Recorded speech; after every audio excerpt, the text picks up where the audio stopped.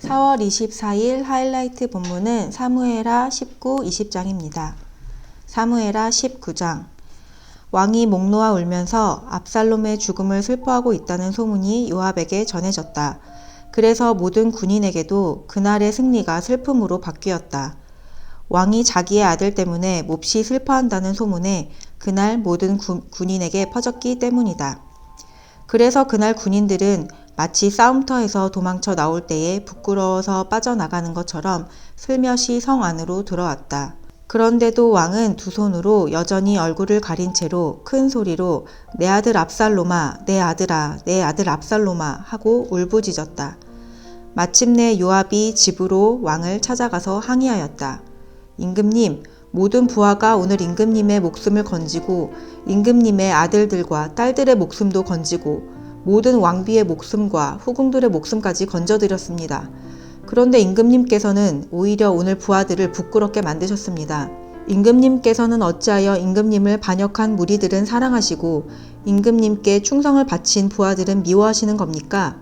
우리 지휘관들이나 부하들은 임금님께는 있으나 마나한 사람들입니까? 임금님께서는 오늘 임금님의 본심을 드러내셨습니다. 차라리 오늘 압살롬이 살고 우리가 죽었더라면 임금님께서는 더 기뻐하셨을 것입니다. 그렇지 않으시다면 이제라도 일어나 밖으로 나가셔서 임금님의 부하들을 위로의 말로 격려해 주십시오. 제가 주님의 이름을 걸고 맹세하지만 지금 임금님께서 밖으로 나가지 않으시면 오늘 밤에 한 사람도 임금님 곁에 남아있지 않을 것입니다. 그러면 임금님께서 젊은 시절부터 이제까지 당한 그 모든 환난보다도 더 무서운 환난을 당하실 것입니다. 그러자 왕이 일어나서 성문 문루로 나와 앉았다. 임금님께서 성문 문루에 앉아 계신다 하는 소식이 모든 부하에게 전해지니 모든 부하가 왕의 앞으로 나아왔다. 그 사이에 이스라엘 사람들은 모두 도망하여 저마다 자기 집으로 돌아갔다. 이스라엘 백성은 지파마다 서로 의논이 분분하였다. 다윗 왕은 우리를 원수들의 소나기에서 구해주었다. 블레셋 사람의 소나기에서도 우리를 건져주었다. 그러나 지금은 압살롬을 피해서 이 나라에서 떠나 있다. 우리가 기름을 부어서 왕으로 세운 압살롬은 싸움터에서 죽었다. 그러니 이제 우리가 다윗 왕을 다시 왕궁으로 모셔오는 일을 주저할 필요가 어디에 있는가? 온 이스라엘이 하는 말이 다윗 왕에게 전달되었다. 다윗 왕은 두 제사장 사독과 아비아달에게 사람을 보내서 이렇게 말하였다. 유다 장로들에게 나의 말을 전하여 주십시오. 그들이 어찌하여 왕을 다시 왕궁으로 모시는 일에 맨 나중이 되려고 하는지, 그들은 나의 친족이요 나의 고륙 지친인데 어찌하여 왕을 다시 모셔오는 일에 맨 나중이 되려고 하는지 물어보시기 바랍니다. 그리고 아마사에게는 그가 나의 고륙 지친이면서도 요압을 대신하여 군대 사령관이 되지 않는다면 하나님이 나에게 무슨 벌을 내리시더라도 내가 달게 받겠다고 하더라고 알려주십시오. 이렇게 다윗이 모든 유다 사람의 마음을 하나같이 자기 쪽으로 기울게 하니 그들이 왕에게 사람을 보내서 말하였다. 임금님께서는 부하들을 모두 거느리고 어서 빨리 돌아오시기를 바랍니다. 다윗 왕이 돌아오는 길에 요단 강가에 이르렀는데 유다 사람들이 왕을 맞이하여 요단강을 건너게 하려고 이미 길갈에 와 있었다. 바후림에 사는 베냐민 사람으로 게라의 아들인 시므이도 급히 와서 다윗 왕을 맞이하려고 모든 유다 사람들과 함께 내려왔다. 그는 베냐민 사람 1000명을 거느리고 사울 집안의 종 시바와 함께 왔는데 시바도 자기의 아들 15명과 자기의 종 20명을 다 데리고 나왔다. 이들은 요단강을 건너서 왕 앞으로 나와왔다. 그들은 왕의 가족이 강을 건너는 일을 도와서 왕의 환심을 사려고 나룻배로 건너갔다. 왕이 요단강을 건너려고 할 때에 게라의 아들 시므이가 왕 앞에 엎드려서 말하였다. 임금님, 이 종의 허물을 마음에 두지 말아 주십시오. 높으신 임금님께서 예루살렘에서 떠나시던 날 제가 저지른 죄악을 임금님께서는 기억하시거나 마음에 품지 말아 주십시오. 바로 제가 죄를 지은 줄을 이 종이 잘 알고 있습니다. 그렇기 때문에 제가 오늘 요셉 지파의 모든 사람 가운데서 맨 먼저 높으신 임금님을 맞으러 내려왔습니다. 수루야의 아들 아비새가 그 말을 받아서 왕에게 말하였다. 주님께서 기름 부어 세우신 분을 시므이가 저주하였으니 그것만으로도 시므이는 죽어야 마땅한 줄 압니다. 그러나 다윗이 말하였다. 수루야의 아들들은 들어라. 나의 일에 왜 너희가 나서서 오늘 나의 대적이 되느냐? 내가 오늘에서야 온 이스라엘의 왕이 된 것 같은데 이런 날에 이스라엘에서 사람이 처형을 받아서야 되겠느냐? 왕이 시므이에게 맹세하였다. 너는 처형을 당하지 않을 것이다. 그때에 사울의 손자 무비보셋도 왕을 맞으러 내려왔다.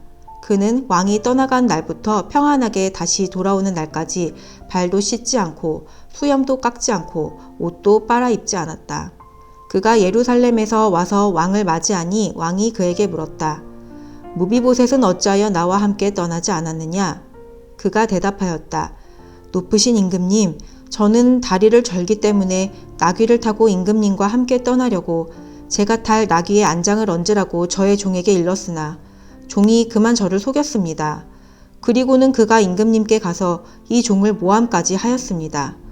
임금님은 하나님의 천사와 같은 분이시니 임금님께서 좋게 여기시는 대로 처분하시기를 바랍니다. 제 아버지의 온 집안은 임금님에게 죽어도 마땅한 사람들 뿐인데 임금님께서는 이 종을 임금님의 상에서 먹는 사람들과 함께 먹도록 해주셨으니 이제 저에게 무슨 염치가 있다고 임금님께 무엇을 더 요구하겠습니까? 그러나 왕은 그에게 말하였다. 네가 어찌하여 그 이야기를 또 꺼내느냐? 나는 이렇게 결정하였다. 너는 시바와 밭을 나누어 가져라. 무비보셋이 왕에게 아뢰었다. 높으신 임금님께서 안전하게 왕궁으로 돌아오시게 되었는데 이제 그가 그 밭을 다 차지한들 어떻습니까? 그때에 길르앗 사람 바르실레도 로글림에서 내려와서 왕이 요단강을 건너는 일을 도우려고 요단강가에 이르렀다. 바르실레는 아주 늙은 사람으로 나이가 80살이나 되었다. 그는 큰 부자였으므로 왕이 마하나임에 머물러 있는 동안에 왕에게 음식을 공급하였다. 왕이 바르실레에게 말하였다. 노인께서는 나와 함께 건너가시지요. 나와 같이 가시면 내가 잘 대접하겠습니다. 그러나 바르실레는 왕에게 아뢰었다. 제가 얼마나 더 오래 산다고 임금님과 함께 예루살렘으로 올라가겠습니까?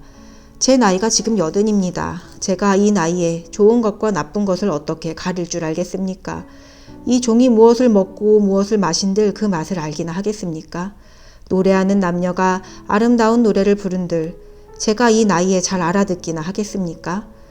그러니 이 종이 높으신 임금님께 다시 짐이 되어서야 되겠습니까?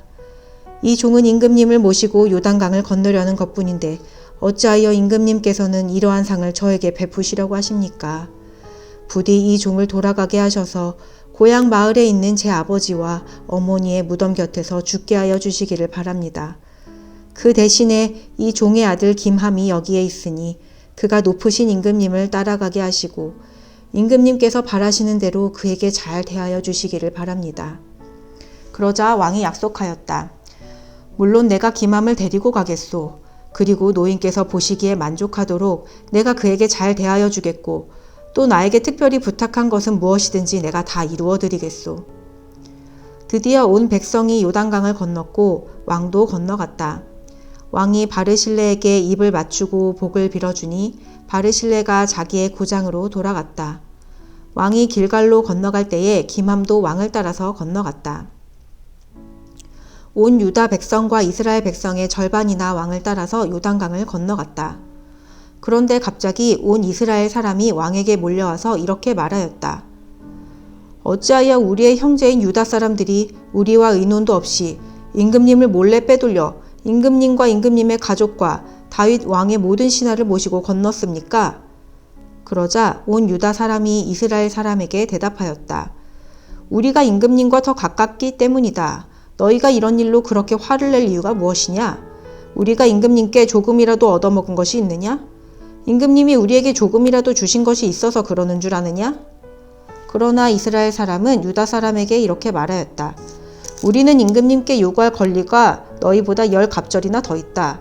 그런데 어찌하여 너희는 우리를 무시하였느냐? 높으신 임금님을 우리가 다시 모셔와야 되겠다고 맨 먼저 말한 사람이 바로 우리가 아니었느냐? 그래도 유다 사람의 말이 이스라엘 사람의 말보다 더 강경하였다. 사무엘하 20장. 그 즈음에 불량배의 한 사람이 그곳에 있었는데 그의 이름은 세바였다. 그는 비그리의 아들로서 베냐민 사람이었다. 그는 나팔을 불면서 이렇게 외쳤다. 우리가 다윗에게서 얻을 몫은 아무것도 없다. 우리가 이새의 아들에게서 물려받을 유산은 아무것도 없다. 그러니 이스라엘 사람들아 모두 자기의 집으로 돌아가자. 이 말을 들은 온 이스라엘 사람은 다윗을 버리고 비그리의 아들 세바를 따라갔다. 그러나 유다 사람은 요단강에서 예루살렘에 이르기까지 줄곧 자기들의 왕을 따랐다. 다윗은 예루살렘의 왕궁으로 돌아온 뒤에 예전의 왕궁을 지키라고 남겨둔 후궁 10명을 붙잡아서 방에 가두고 감시병을 두었다. 왕이 그들에게 먹을 것만 주고 더 이상 그들과 잠자리를 함께 하지 않았으므로 그들은 죽을 때까지 갇혀서 생과부로 지냈다. 왕이 아마사에게 명령하였다. 장군은 유다 사람을 사흘 안에 모아 나에게 데려오고 그대도 함께 오시오. 아마사가 유다 사람을 모으러 갔으나 왕이 그에게 정하여 준 기간을 넘겼다. 그래서 다윗은 아비새에게 명령하였다. 이제 비그리의 아들 세바가 압살롬보다도 더 우리를 해롭게 할 것이오. 그러므로 장군은 나의 부하들을 데리고 그를 뒤쫓아가시오. 혹시라도 그가 잘 요새화된 성읍들을 발견하여 그리로 피하면 우리가 찾지 못할까 염려되오. 그래서 요압의 부하들과 그렛 사람과 블렛 사람과 모든 용사가 비그리의 아들 세바를 뒤쫓아가려고 아비새를 따라 예루살렘 밖으로 나갔다. 그들이 기브온의 큰 바위 곁에 이르렀을 때에 아마사가 그들의 앞으로 다가왔다. 요압은 군복을 입고 허리에 띠를 띠고 있었는데 거기에는 칼집이 달려있고 그 칼집에는 칼이 들어있었다. 요압이 나아갈 때에 칼이 빠져나와 있었다. 요압은 아마사에게 형님 평안하시오 하고 말하면서 오른손으로 아마사의 턱수염을 붙잡고 입을 맞추었다. 요압이 다른 손으로 칼을 빼어 잡았는데 아마사는 그것을 눈치채지 못하였다. 요압이 그 칼로 아마사의 배를 찔러서 그의 창자가 땅바닥에 쏟아지게 하니 다시 찌를 필요도 없이 아마사가 죽었다. 그런 다음에 요압은 자기 동생 아비새와 함께 비그리의 아들 세바를 뒤쫓아갔다. 그때 요압의 부하 한 사람이 아마사의 주검 곁에 서서 외쳤다. 요압을 지지하는 사람과 다윗 쪽에 선 사람은 요압 장군을 따르시오. 그러나 아마사가 큰 길의 한가운데서 피투성이가 되어 있었으므로 지나가는 모든 군인이 멈추어 서는 것을 요압의 부하가 보고 아마사를 큰 길에서 들판으로 치워 놓았다. 그런데도 그의 곁으로 지나가는 군인마다 멈추어 서는 것을 보고 요압의 부하가 아마사의 주검을 옷으로 덮어 놓았다. 그가 큰 길에서 아마사를 치우자 군인들이 모두 요압을 따라서 비그리의 아들 세바를 뒤쫓아갔다. 세바가 모든 이스라엘 지파 가운데로 두루 다니다가 아벨 지역과 벳마아가 지역과 베림의 온 지역까지 이르렀다. 그곳 사람들이 모두 모여서 그의 뒤를 따랐다. 요압을 따르는 군인들은 그곳에 이르러서 벳마아가의 아벨을 포위하고 세바를 치기 시작하였다. 그들이 성읍을 보면서 둔덕을 쌓으니 이 둔덕이 바깥 성벽의 높이만큼 솟아올랐다.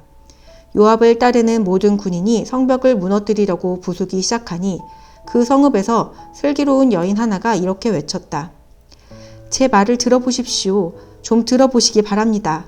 제가 장군께 드릴 말씀이 있으니 요압 장군께 이리로 가까이 오시라고 말씀을 좀 전하여 주십시오.